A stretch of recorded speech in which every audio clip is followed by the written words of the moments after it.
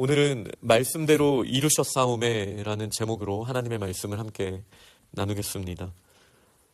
이제 제 9째 달 29날이 되었습니다. 이 29날은 초막절의 기간이 끝난 시간을 그 다음 날을 말합니다. 그러니 9월의 첫날 나팔절부터 하나님의 말씀을 사모하여서 예루살렘에 모여 있었던 그들이 큰 성회를 이루었고 또 초막을 지어서 여호와 하나님께서 명령하신 절기를 말씀대로 잘 지켰습니다. 22일까지 이어졌던 이 축제가 끝났음에도 불구하고 그들은 떠날 수 없었습니다.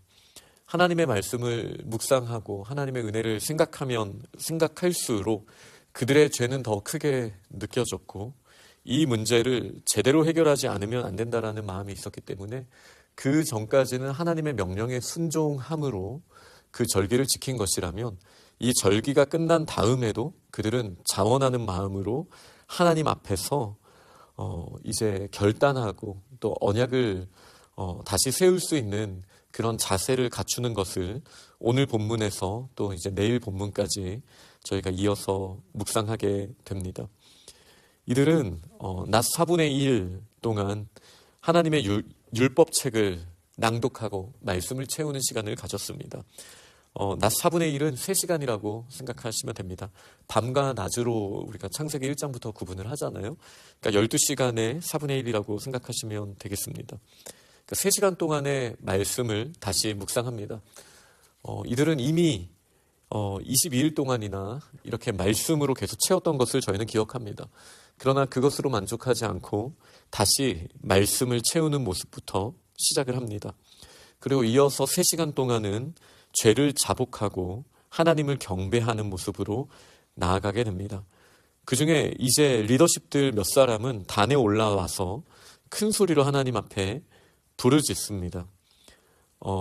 아마 이 모습에서 기도원에서 부흥회를 했던 모습을 떠올리셨던 분들도 아마 있으실 것 같습니다. 말씀을 읽고 또 하나님 앞에 기도하고 또 단 위에서 마치 통성기도를 인도하는 것 같은 이 모습은 우리 한국교회에서 아주 중요한 모델이 되었었습니다. 이렇게 자복하고 말씀을 읽고 자복하고 그리고 앞에 나온 레위 사람들의 인도를 따라 너희는 하나님을 송축하라, 하나님을 높이고 찬양하라, 이렇게 연결되는 자복하는 것이 끝이 아니라 죄를 고백하는 것이 끝이 아니라 하나님의 높으심을 송축하는 것까지 이어지는 것을 보게 됩니다. 그래서 어떻게 하나님을 높이고 어떻게 하나님을 찬양하고 있습니까? 6절부터 이제 쭉 이어지는 말씀을 보면 하나님께서 행하신 일을 선포하고 그리고 하나님의 은혜를 기억하며 찬양합니다. 그러면서도 그 백성들이 했던 일들을 고백하고 또 그 죄에 대해서 하나님 앞에 고백하고 우리와 연결되어 있는 이 죄성에 대해서 안타까워하는 마음으로 고백하는 내용도 나옵니다. 그러나 여전히 하나님께서 신실하게 사랑하셨고 기회를 주셨고 용서하셨다라는 내용들이 반복됩니다. 물론 그 과정 가운데 심판의 모습, 약속이 이루어지는 모습이 있지만 그것은 하나님이 그들을 돌이키시기 위한 은혜의 방편이었음을 이들은 말씀을 기억하고 지금까지 하나님이 역사하신 것들을 돌아봤을 때 깨닫게 되고 그 가운데 역사하시는 하나님의 은혜를 고백하는 모습이 반복됩니다. 먼저 6절에는 창조하신 하나님을 찬양하고 경배합니다. 그 다음에는 아브라함을 택하시고 인도하시고 그리고 언약을 세우셔서 약속하신 그 약속과 그리고 오늘 제목대로 말씀대로 이루신 하나님의 의로우심에 대해서 이제 고백하게 됩니다. 그런데 여기에 우리가 주목해 볼 것은 8절에 그의 마음이 주 앞에서 충성됨을 보시고 라는 표현이 있습니다. 하나님이 다 행하셨죠. 하나님이 다 이루셨습니다. 그런데 하나님께서 아브라함에게 요구하셨던 것은 충성된 마음이었습니다. 물론 아브라함에게부터 원래 이런 마음이 온전히 있었는가? 그렇지 않죠. 저희는 아브라함이 75세에 아들을 약속을 받았지만 그가 100세까지 얼마나 흔들리는 삶을 살았는지 잘 알고 있습니다.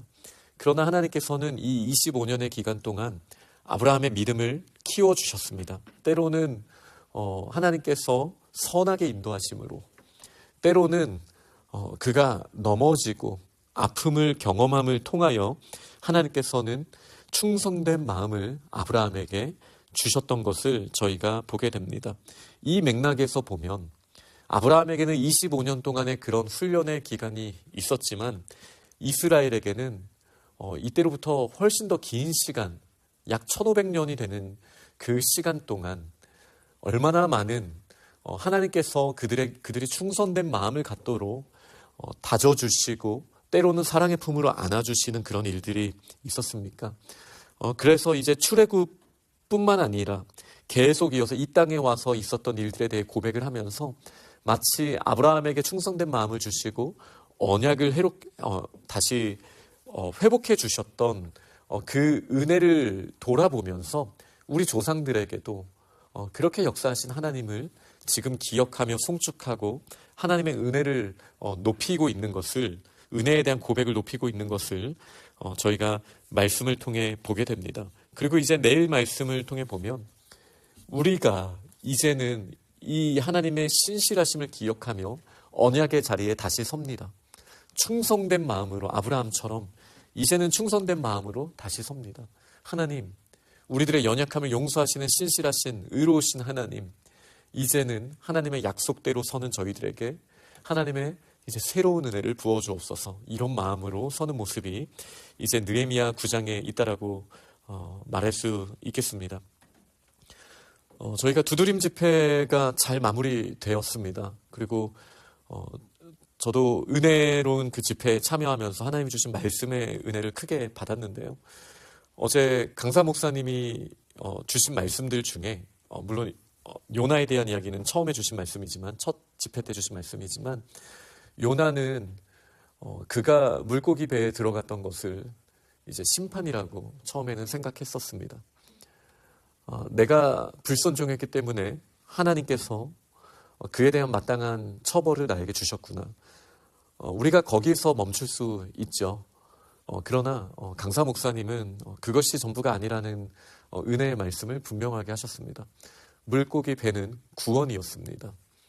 가장 깊은 바다에서도 하나님께서 예비하신 물고기를 보내셔서 구원하신 방편이었다라는 것을 우리는 분명히 알고 있습니다. 그 물고기 배를 통해서 하나님은 요나를 연단시키셨고, 또 물고기 배를 통해서 그가 돌이켰던 세상을 향한 방향에서 하나님의 사명을 향한 방향으로 다시 인도하여 주셨습니다. 무엇보다 이 물고기 배는 죽음으로 끝나는 것이 아니라 마치 부활로, 예수님께서 직접 말씀하신 것처럼 부활로 나아갔던 걸 보게 됩니다. 마찬가지죠.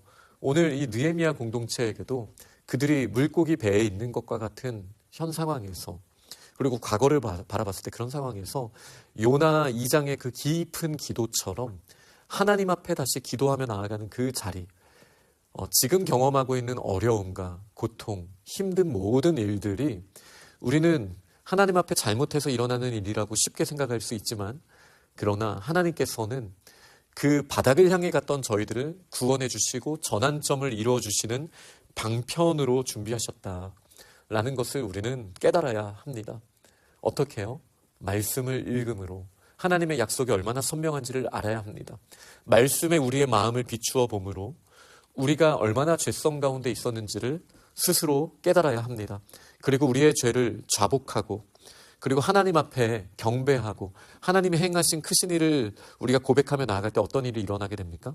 아브라함이 연단된 것처럼 지금 에스라 느헤미야 시대에 이 백성들이 하나님 앞에서 다듬어지고 겸비하며 정비하며 나아갔던 이 모습처럼 저희도 충성된 마음으로 하나님 앞에 다시 설 수 있게 되는 것입니다. 이것이 하나님이 기뻐하시는 모습입니다. 언약은 하나님께서 책임지시고 이루시는 것입니다.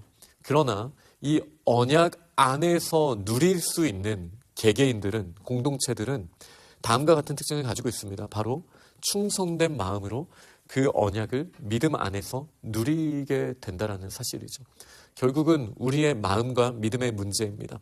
하나님의 손이 짧아서 하나님의 역사가 풍성하게 나타나지 않는 것이 아닙니다. 하나님께서는 이미 약속하셨고 이미 베푸셨지만 우리가 죄 가운데 있고 우리가 하나님 앞에 충성된 마음을 갖지 못했기 때문에 우리에게 풍성한 열매가 없었다는 사실을 우리는 기억해야 합니다. 그러나 그 풍성함이 없다라는 것이 우리가 수울 가운데 있고 우리가 좌절할 가운데 있는 것이 아니라 오히려 그곳에서 방향을 돌이키시는 하나님이 예비하신 물고기 뱃속이라는 사실을 저희는 기억해야 합니다. 물고기는 심판으로 끝이 아니고 심판이 아니며 반드시 하나님이 구원하시는 전환점이라는 사실을 저희는 깨달아야 합니다. 그리고 느헤미야 공동체가 이런 전환점에 섰었습니다. 그들이 52일 동안 성벽을 세웠지만 이 23일 동안, 오늘 본문까지 23일 동안 마음의 믿음의 요새를 세우고 또 성벽을 세운 것이 어떻게 보면 더 의미 있지 않습니까? 이렇게 저희들은 우리의 내면에 먼저 하나님의 성벽을 견고한 요새를 세워야 합니다. 그렇게 충성되이 하나님의 언약 가운데 나아가고 하나님이 충만하게 부어주시는 그 은혜를 누리는 자리에 나아가는 믿음으로 하나님의 약속을 누릴 수 있는 우리 귀한 공동체가 다 되시기를 간절히 축원합니다. 아멘.